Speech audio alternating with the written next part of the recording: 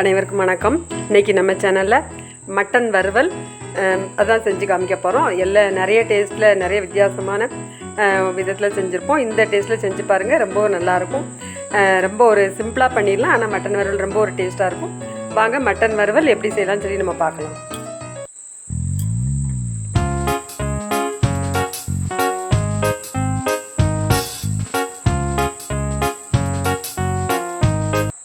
இப்போ இந்த மட்டன் வறுவல் பண்ணுறதுக்கு தனி கறி 1/4 கிலோ அளவு அதை வாங்கி நல்லா கழுவி நல்ல நார்மல் வாட்டரில் நல்லா கழுவி சுத்தம் பண்ணிட்டு, அப்புறம் கொஞ்சோண்டு ஹாட் வாட்டர், கொஞ்சம் லெமன், மஞ்சள் தூள் விட்டு நல்லா கழுவிட்டு, அதுக்கப்புறம் கொஞ்சம் சின்ன பீஸாக கட் பண்ணிக்கணும். இந்த வறுவலுக்கு ரொம்ப பெரிய பீஸ் நல்லா இருக்காது, நல்லா கொஞ்சம் சின்னதாக கட் பண்ணிவிட்டு நம்ம அதை குக்கரில், நீங்கள் எந்த குக்கரில் வைக்க போகிறீங்களோ அந்த குக்கரில் கொஞ்சோண்டு எண்ணெய், இந்த இதுக்கு ஃபுல்லாக நல்லெண்ணெய் தான் யூஸ் பண்ணணும். முதல்ல ஒரு 2 ஸ்பூன் மட்டும் நல்லெண்ணெய் விட்டுக்கோங்க.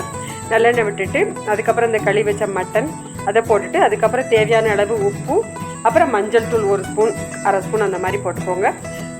அதை போட்டுட்டு அந்த உப்பு மஞ்சள் தூள் மட்டும்தான் அந்த எண்ணெயில் போட்டு கொஞ்சம் ஒரு 5 நிமிஷம் நல்லா பெரட்டி விட்டுருங்க. அந்த உப்புலையும் அந்த மஞ்சள் தூள்லையும் கொஞ்சம் அது ஒரு 5 நிமிஷம் அது கொஞ்சம் அந்த ஹீட் ஆகட்டும். கொஞ்சம் ஒரு அதில் பெரட்டி விட்டுருங்க. பெரட்டி விடும்போது அந்த உப்பில் உள்ள தண்ணியே கொஞ்சம் விடும். ஒரு 5 நிமிஷம் அந்த இதுலேயே நல்லா பெரட்டி விட்டுட்டு, அதுக்கப்புறம் ஓரளவு முங்குற அளவுக்கு அதில் தண்ணி விட்டுருங்க. முங்கி நல்லா மட்டன் வேகணும். அந்த அளவுக்கு கொஞ்சம் முங்குற அளவுக்கு ஓரளவு தண்ணி விட்டுக்கோங்க. தண்ணி விட்டுட்டு இதை நல்லா வேக வைக்கணும். ஃபுல்லாக ஒரு 80% அளவு அந்த மாதிரி வேக வைக்கணும். அதுக்கப்புறம் மசாலாவில் வேகும் ஏற்கனவே. அதில் ஒரு 10-15 நிமிஷம் 20 நிமிஷம் வேகும். நல்லா ஒரு 80% அளவு இதில் ஒரு வேக வச்சுக்கோங்க. இந்த மட்டனை உப்புலாம் இதில் போட்டாச்சு. நல்லா குக்கரை மூடி வச்சுட்டு, உங்கள் குக்கருக்கு தக்கன நீங்கள் விசில் வச்சுக்கோங்க. ஒவ்வொரு குக்கர் ஒவ்வொரு மாதிரி இருக்கும். மட்டன் ஒரு 80% வேகிற அளவுக்கு கொஞ்சம் முங்குற அளவு தண்ணி விட்டு அது வேகட்டும். அது ஒரு பக்கம் இருக்கட்டும். அப்புறம் மசாலா என்ன அரைக்கலாம்னு சொல்லி நம்ம பார்க்கலாம். சின்ன வெங்காயம் கிட்டத்தட்ட ஒரு 200 கிராம் அளவு சின்ன வெங்காயத்தை உரித்து இந்த மாதிரி வச்சுக்கோங்க. நல்லா கழுவிட்டு, அப்புறம் ஒரு 10 ஒரு 12 பல் பூண்டு, அப்புறம் கொஞ்சோண்டு இஞ்சி அதை கட் பண்ணி வச்சுக்கோங்க. 1 ஸ்பூன் ஜீரகம், அப்புறம் 1 ஸ்பூன் சோம்பு, அப்புறம் கொஞ்சம் பட்டை, கிராம்பு, ஏலம் எல்லாம் கொஞ்சம் கொஞ்சம், அப்புறம் ஒரு கொத்து கருவேப்பிலை, குழம்பு மிளகாத்தூள் ஒரு 1.5 ஸ்பூன் அந்த மாதிரி எடுத்துக்கோங்க. ரொம்ப வேண்டாம், 1.5 ஸ்பூன் போதும். இப்போ இந்த மசாலா நம்ம வறுத்து அதை அரைக்க போகிறோம்.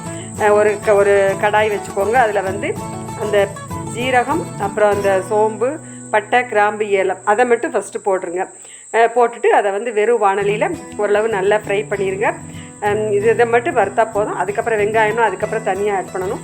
இப்போ அந்த ஜீரகம், பெருஞ்சீரகம், அப்புறம் பட்டை, கிராம்பு, அப்புறம் ஏலம் அது எல்லாமே போட்டு நல்லா ஃப்ரை பண்ணிடுங்க. ஏலம்னா ஒரு ஏலம் போதும், ரொம்ப மசாலா ஜாமான் போட்டாலும் நல்லா இருக்காது. அதுக்கப்புறம் அடுப்பை ஆஃப் பண்ணிடுங்க. ஆஃப் பண்ணிவிட்டு குழம்பு மிளகாத்தூள் ஒரு 1.5 ஸ்பூன் 2 ஸ்பூனுக்குள்ளே போட்டுக்கோங்க. அதுக்கு மேலே வேண்டாம், ரொம்ப இருந்தாலும் மசாலா வாடை வீசும், நல்லா இருக்காது. 1.5 2 ஸ்பூன் வரை குழம்பு மிளகாத்தூள். குழம்பு மிளகாத்தூள் இல்லைன்னா மல்லித்தூள், மிளகாத்தூள் 2 கலந்து 1.5 ஸ்பூன் வர்ற மாதிரி போட்டுக்கோங்க. இப்போ அடுப்பை ஆஃப் பண்ணிவிட்டு போடுங்க.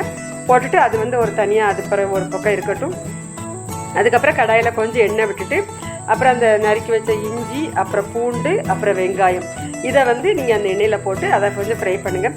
கொஞ்சம் வெங்காயம் நிறம் ரொம்ப ப்ரௌன் ஆகணும்னு தேவையில்லை. கொஞ்சம் வெங்காயம் நிறம் மாறினதுக்கப்புறம் இந்த கருவேப்பிலை, நம்ம ஒரு கொத்து கருவேப்பிலையை அதில் போட்டுட்டு அதையும் நல்லா ஃப்ரை பண்ணிடுங்க. இப்போ அந்த இஞ்சி, பூண்டு, வெங்காயம் எல்லாம் எண்ணெயில் வதக்கிட்டு இந்த கருவேப்பிலையும் சேர்த்து வதக்கிடுங்க. இப்போ ஏற்கனவே மசாலா பவுடரோட நம்ம அந்த ஜீரகம் அதெல்லாம் போட்டு நம்ம தனியாக இது பண்ணி வச்சுருக்கோம். அதுக்கப்புறம் இந்த வெங்காயம் இதையும் வதக்கி வச்சுருக்கோம். இப்போ இது ரெண்டையுமே மிக்ஸி ஜாரில் போட்டுட்டு நல்லா அரைச்சிடணும். ஃபஸ்ட்டு ஒரு சுற்றிட்டு அதுக்கப்புறம் லைட்டாக தண்ணி தெளித்து கொஞ்சம் அரைச்சிருங்க.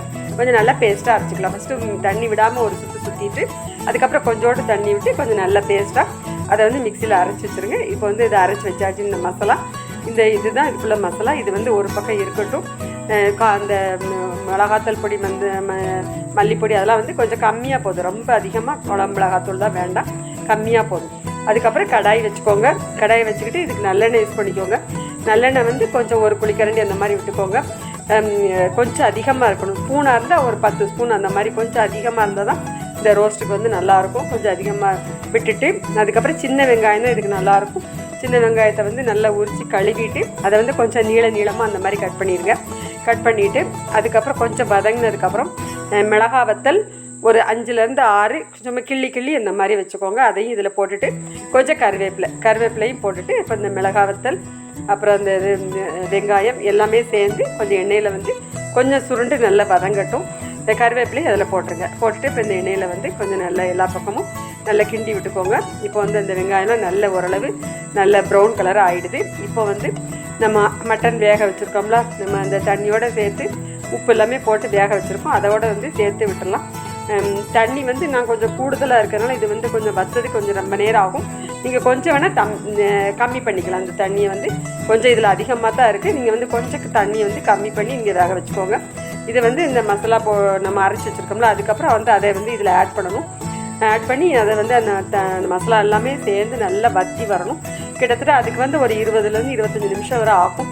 மீடியமில் வச்சு தான் நீங்கள் வந்து இது பண்ணணும். இப்போ அந்த அரைச்ச மசாலாவை இதில் போட்டுடலாம். இப்போ வந்து இதில் எல்லா மசாலா எல்லாம் போட்டாச்சு, உப்பு எல்லாமே போட்டாச்சு. உப்பு வந்து நீங்கள் பார்த்துக்கோங்க, டேஸ்ட் பண்ணி பார்த்துக்கோங்க. உப்பு காணலைன்னு நீங்கள் வந்து ஆட் பண்ணிக்கோங்க.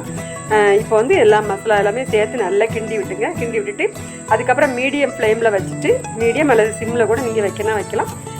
கூட்டி வைக்க வேண்டாம். ஓரளவு மீடியம் அல்லது சிம்மில் வச்சுட்டு கொஞ்சம் நல்லா கிண்டி விட்டுக்கோங்க. இதில் வந்து தண்ணி கொஞ்சம் கூடுதலாக இருக்கிறதுனால 20லேருந்து 25 நிமிஷம் வரை ஆகும். ஆனால் எப்படியும் இந்த மசாலா போட்டு ஒரு 15 நிமிஷமாக இருந்தால் தான் அந்த பச்சை வாசனை வந்து போகும். அந்த அளவுக்கு வந்து சிம்லேயே வச்சு நல்லா வற்ற வைக்கணும்.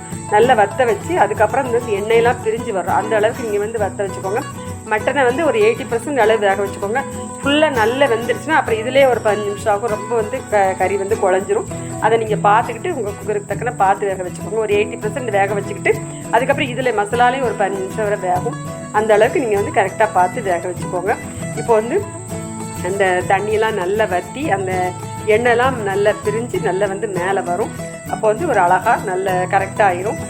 இப்போ வந்து அதில் இந்த ரெட் சில்லியெல்லாம் நம்ம பிச்சு போட்டிருக்கோம்னா அதை வந்து அதெல்லாம் வந்து டேஸ்ட்டாக இருக்கும். ரொம்ப நல்ல அந்த ஃப்ளேவர் நல்லாயிருக்கும், அந்த டேஸ்ட்டும் நல்லாயிருக்கும். இப்போ வந்து இது வந்து ரசம் சாதத்தோடு வச்சு சாப்பிடலாம். அப்புறம் மட்டன் குழம்போட வந்து சைடிஷாக சாப்பிடலாம். ரொம்பவே நல்லாயிருக்கும். நிறைய மெத்தடில் மட்டன் வறுவல் செய்யலாம். இது வந்து ஒரு மெத்தட். இந்த மெத்தடில் நீங்கள் செஞ்சு பாருங்கள், ரொம்பவே ஒரு நல்லாயிருக்கும். அந்த கூட்டு மட்டுமே சாதத்தில் போட்டு பிசைஞ்சு சாப்பிடும்போது ரொம்பவே ஒரு நல்லாயிருக்கும். அதனால் சப்பாத்திக்கு இதை வந்து தொட்டு சாப்பிடலாம், எல்லாத்துக்குமே நல்லாயிருக்கும். கண்டிப்பாக வந்து இதே மெத்தடில் வந்து செஞ்சு பாருங்கள். இதில் வந்து நான் வந்து மிளகு வந்து ஆட் பண்ணலை. மிளகு போட்டு வைக்கும்போது அது ஒரு டேஸ்ட்டாக இருக்கும். இது வந்து நம்ம ரெட் சில்லி பவுடரும் இந்த தனியாத்தூள் அது சேர்ந்து குழம்பு தூளில் தான் செஞ்சுருக்கேன். ரொம்ப நல்லாயிருக்கும். தக்காளி வந்து இதில் ஆட் பண்ணலை. இது தக்காளி ஆட் பண்ணாமல் அது ஒரு புளிப்பு டேஸ்ட் இருக்கும். இது அது இல்லாமலே ரொம்ப நல்லாயிருக்கும். கண்டிப்பாக இதே மெத்தடில் செஞ்சு பாருங்கள். நம்ம சேனல் பிடிச்சிருந்தா லைக் பண்ணுங்கள், கமெண்ட் பண்ணுங்கள், ஷேர் பண்ணுங்கள், சப்ஸ்கிரைப் பண்ணுங்கள். நன்றி.